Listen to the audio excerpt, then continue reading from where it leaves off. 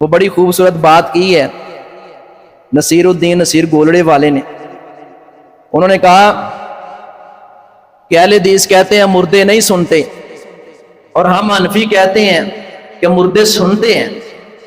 بڑی پتے کی بات کی ہے. اہل حدیث کہتے ہیں مردے نہیں سنتے کیونکہ قرآن کہتا ہے وما انت بمسمع من فی القبور، پیارے نبی جو قبروں میں چلے گئے آپ انہیں نہیں سنا سکتے.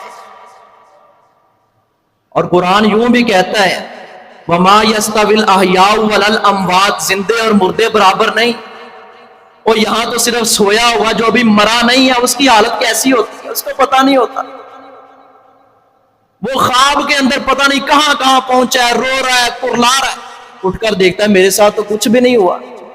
یہ نیند موت کی بہن ہے. یہ نیند کے اندر ایسی حالت ہوتی ہے. وما یستوی الاحیاء ولا الاموات، زندے اور مردے برابر نہیں. اللہ جس کو چاہے سنا دے. وما انت بمسمع من فی القبور، پیارے نبی آپ قبروں والوں کو نہیں سنا سکتے. قرآن کریم کا ترجمہ پڑھ کر دیکھیں.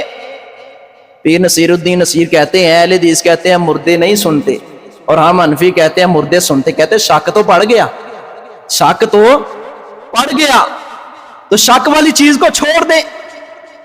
جن کے بارے میں شک ہے یہ سنتے ہیں یا نہیں سنتے اس کو چھوڑ دو.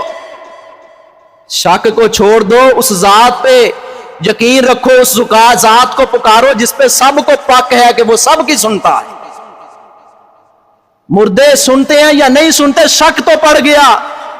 شک نہیں، آؤ اس کو پکارے جس پر پک ہے کہ وہ ذات سنتی بھی ہے، جواب بھی دیتی ہے.